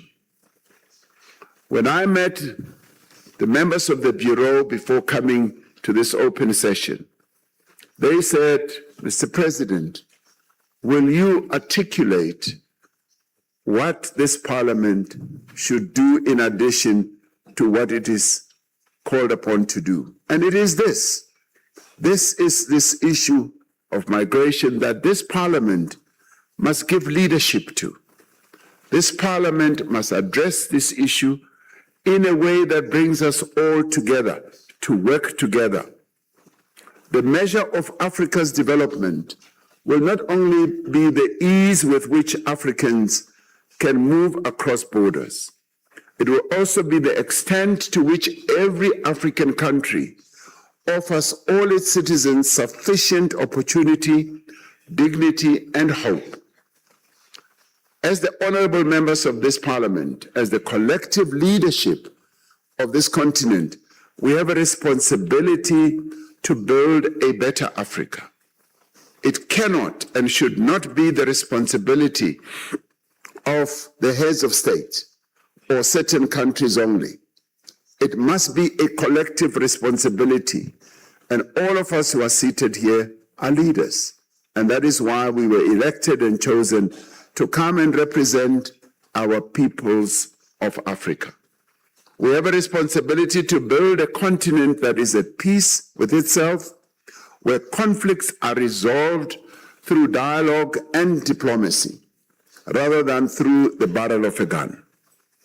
It is a continent that produces everything that it needs. This is what this continent must be.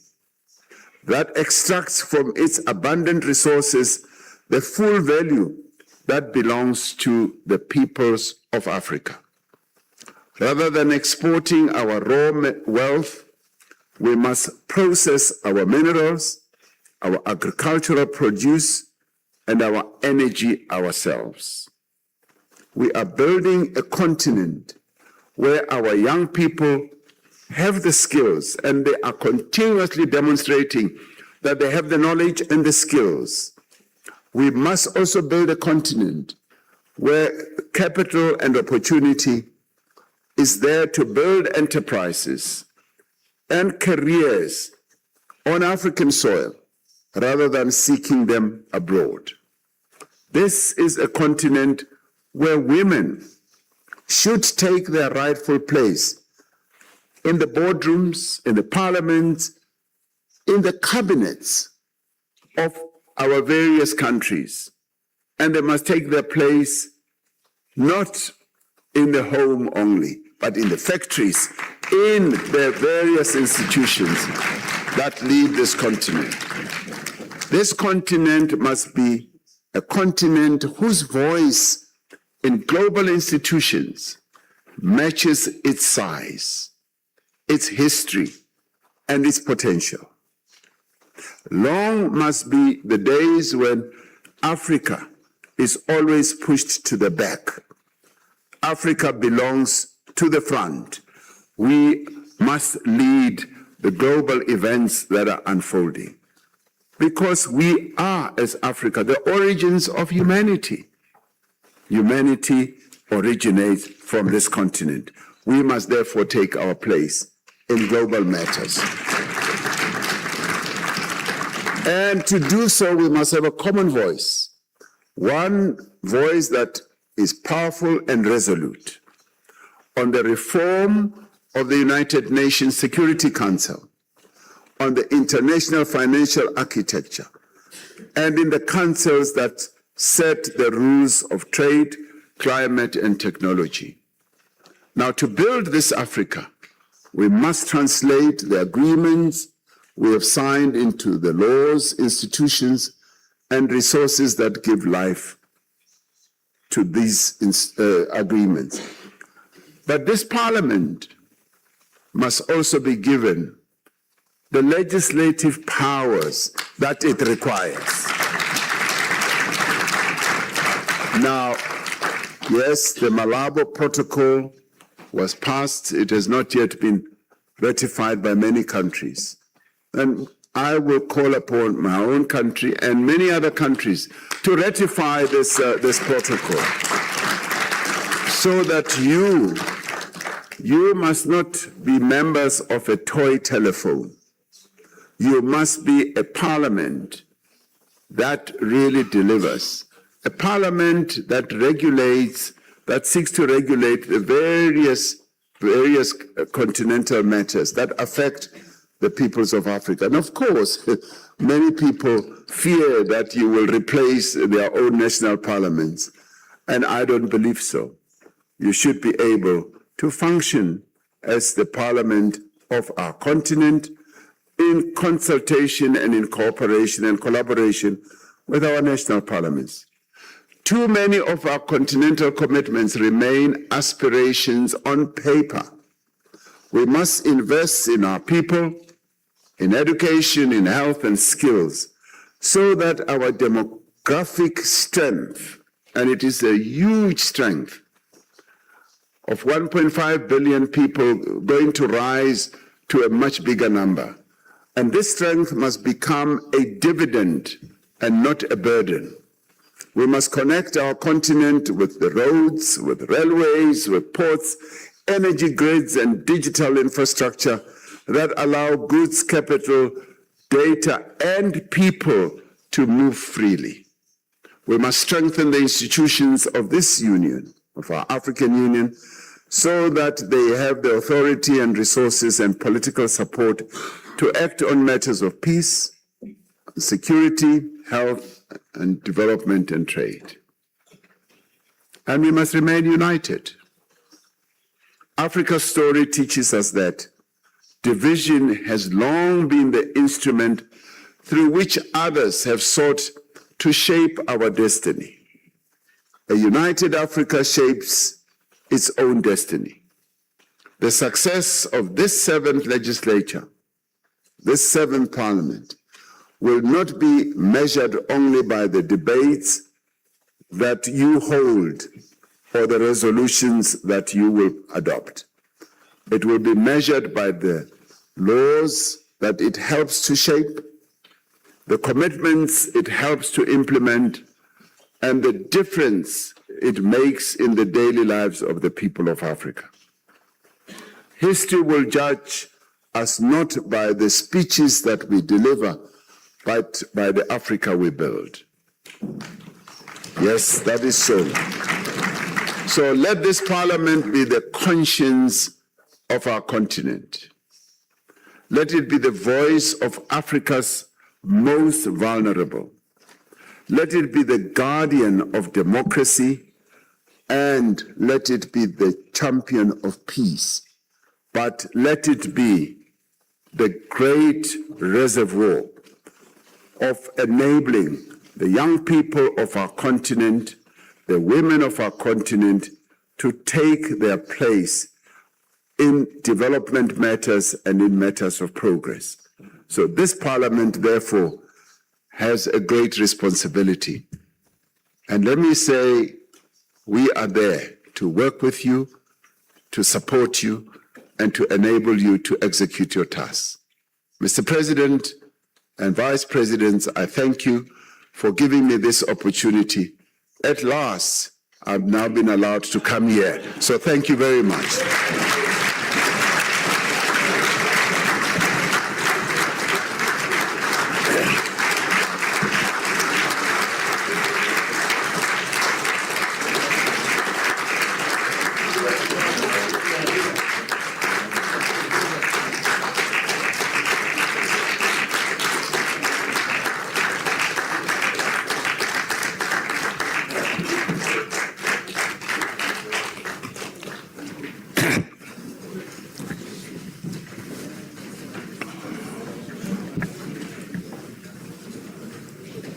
زميلاتي honorable members of the Pan-African Parliament, please allow me to once again thank His Excellency President Cyril Ramaphosa, the President of the Republic of South Africa, a leader, one of the leaders of Africa, for this great speech and motivated address and a roadmap for this parliament that represents the voice of the African people. It is absolutely a vision and recommendations and options.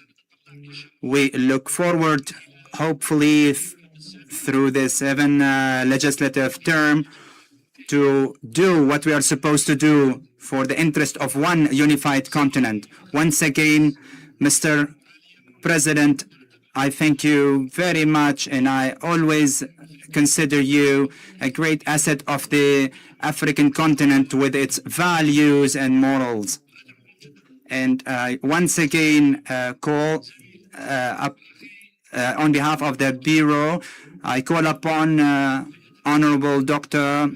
Member of the Bureau of the Pan-African Parliament, First Vice President, Honorable Gayo, to deliver the vote of thanks for His Excellency the President.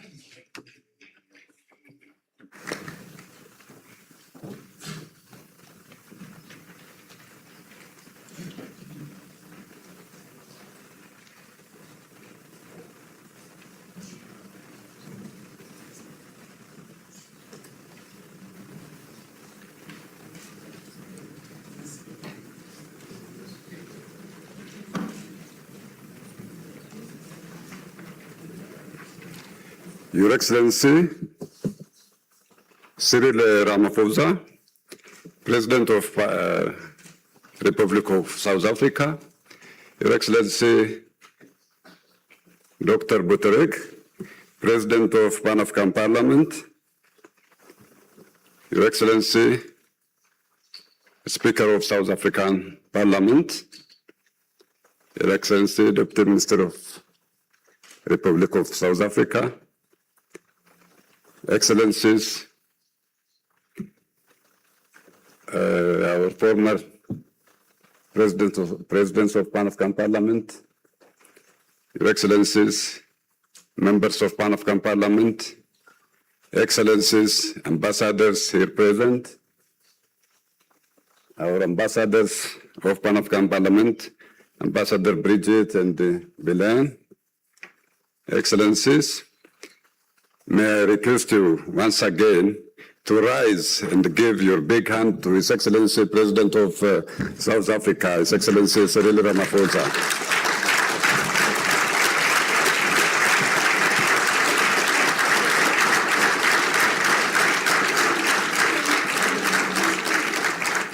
Thank you very much. Be seated.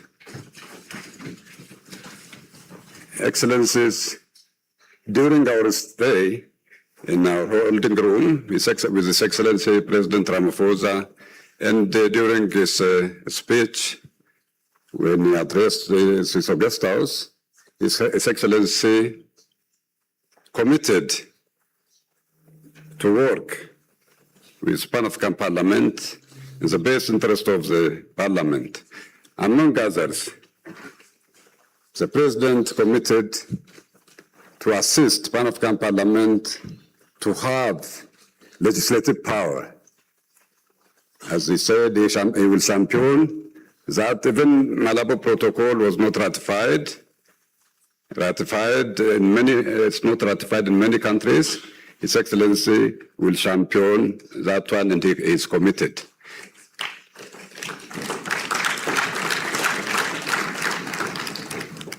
Excellencies, President Cyril Ramaphosa, he also committed to address the challenge of migrations across the continent.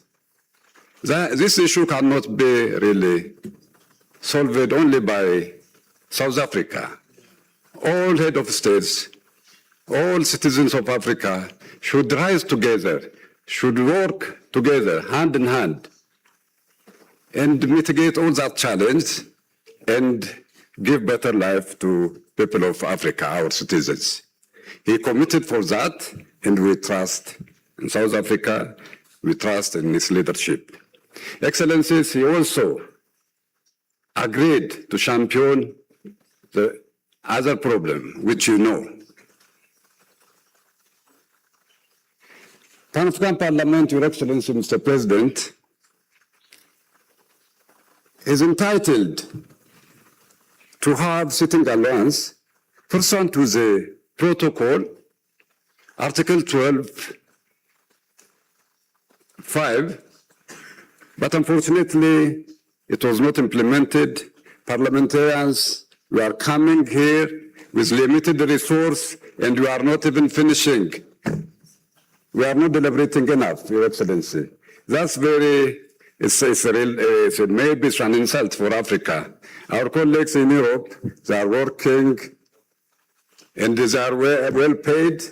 They never faced this type of problem. But still, Your Excellency, we count on you. That problem should be resolved. Your Excellency,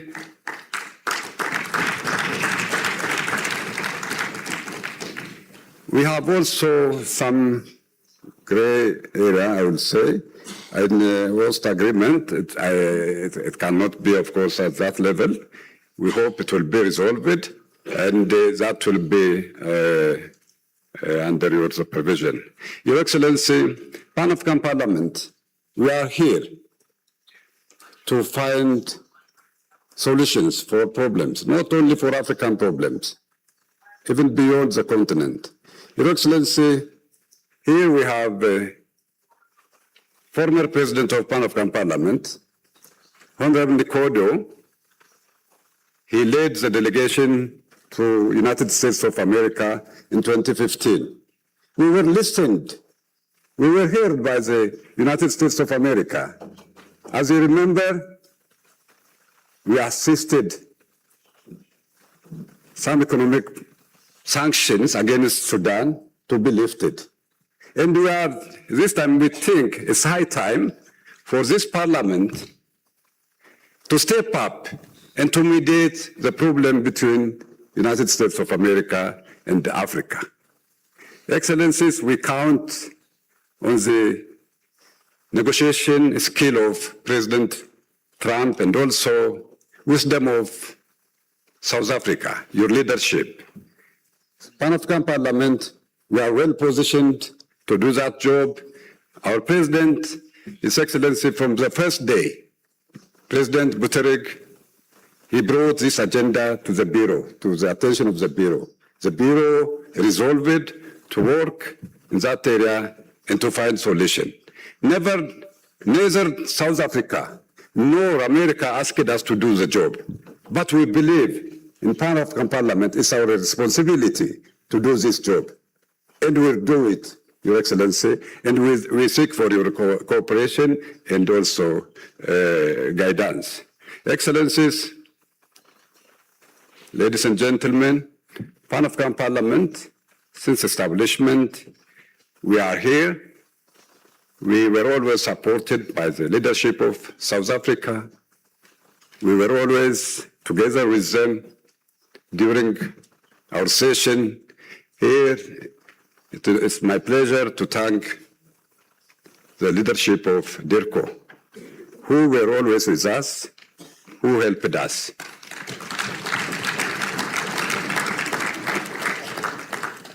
Excellencies, this cannot be possible without today, I mean the day today, today's day, we wouldn't have made it without commitment of the Speaker of South Africa. She was the one who tasked herself when the President of Pan-African Parliament, during our virtual first meeting, he tasked her to do the job, to bring the President of South Africa, our lovely President of Pan-African Parliament. She deserves your big hand. Excellencies, with these few remarks,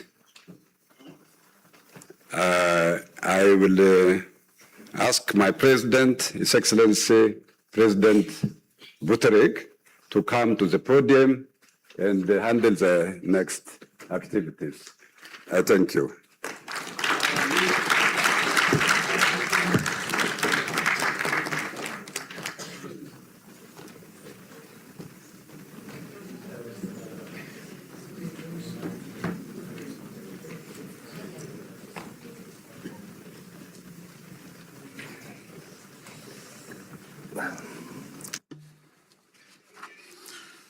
Honorable attendees, Your Excellencies, the honorable members of the Pan-African Parliament, members of the Bureau, I'd like you to allow me to express in the name of the Pan-African Parliament and request kindly from His Excellency, the President of the Republic of South Africa, His Excellency Ramaphosa, to come so we can honor him for all the efforts that he's carrying out to develop the continent of Africa, and in order to raise the awareness among the African people, and as well as a reward to all the services that he has been doing to the African people and continent. So kindly, I'd like you to ask you to rise up so we can, as a Bureau, honor him as President. Thank you very much.